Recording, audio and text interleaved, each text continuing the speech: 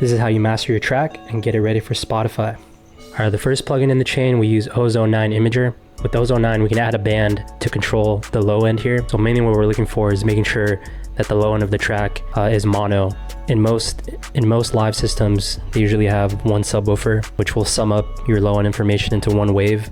So if you have a lot of stereo information in your low end, and if there's phase issues, then when the left and right channels are combined, either you lose the bass completely or you get a comb filter like effect or just phasing issues in general. The bass is just gonna sound tighter, it's gonna sound cleaner. You can't even really perceive a lot of stereo information in the low end that much. So that's why it's like a good practice to just go ahead and make it mono. With this plugin also, it has a built-in button down here that will make the entire track into mono, so not just the low band. And with this, you could use this as a quick little check to make sure there's no phase cancellation or any of the previous problems, like any phasing effects, comb effects. So you just click it on. It's also just a good way to check what your mix sounds like in mono, because again, there is some systems where that is going to happen. So you just want to make sure that the balance and everything still sounds pretty decent in mono.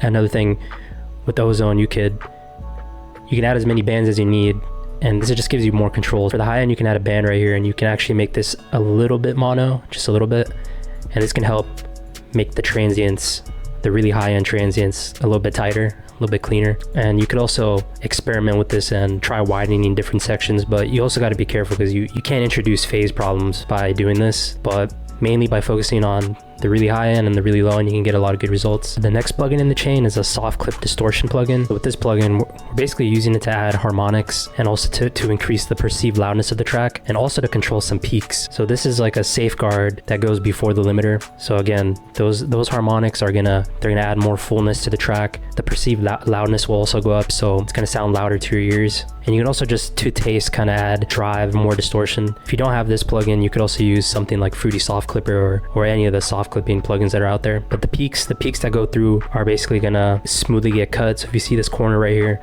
a sine wave kind of look like this, but if you push it into the soft clipper, you're gonna get a smooth cutoff, which just sounds musical and it just sounds pleasing. But you can go a little overboard with the soft clip plugin, so you just have to push the signal into the soft clipper to a certain point where you're satisfied, or you could bring it back and just not soft clip it that much. But the main idea is that you're shaving off those peaks and just controlling the dynamics a little bit more. The next plugin is a limiter. So you could use any limiter, but I prefer using Pro L. The advantage of this is it also helps control transients and the overall dynamics of the track, but the main thing is that it increases the perceived loudness of the track. That just makes things sound louder to your ears. And with this, you mainly have to just control the threshold, or in this case the gain. And so this just controls how far you're actually pushing into the limiter. So if you push this threshold up a lot, then you're gonna end up squishing your dynamics into like a brick. But with just enough pushing into this threshold, you can increase that loudness and just get like a tighter, cleaner sound. There are a few other knobs that you have to consider, like the attack and release, which mainly affect the transients, but for simplicity's sake, you could really just look at the threshold or the gain knob. The last plugin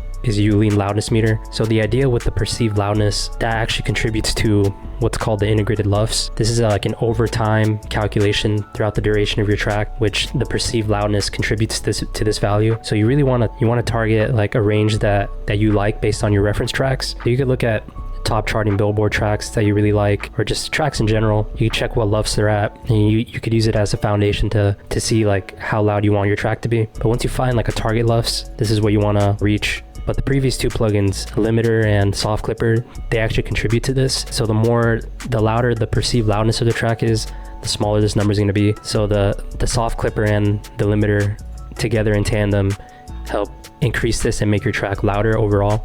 With this, you also want to look at the true peaks. So the true peak, you don't really want it to go up that high. You want to try to keep it below 0. So the reason is, like, in a lot of tracks, if they're consolidated down into like an MP3 or they're going through different formats, sometimes you can get what's called inner sample peaking. Basically just introduces distortion. So that's why you want to try to keep this as low as possible, preferably below 0 dB. Although some tracks do exceed it, but as a safeguard, you can just kind of keep it below 0. If you find that that's exceeding really high, what you could do is go on your limiter, and usually the ceiling is set to 0 dBs, but you can actually turn this down a little bit, like 0.5 around there, negative 0.5. And so this just gives you a bit of an extra ceiling to ensure that those peaks don't that true peak doesn't exceed 0, which again can help negate that distortion. And although that technically does decrease the volume of the track, as long as you pay careful attention to the LUFS, you can ensure that you're at that good target range to make sure your song sounds good on these platforms. But again, you got to be careful. The soft clipper, again, although the distortion's good, all those harmonics are good, they make the track louder, you can't overdo it, and you can start to introduce a lot of unsavory distortion.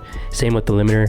If you start pushing this too much, you know, not only are you squishing your track, but you're introducing a lot of distortion, which can just sound bad. So you want to really fine tune both of these, but together they're really powerful and they really help make your track louder.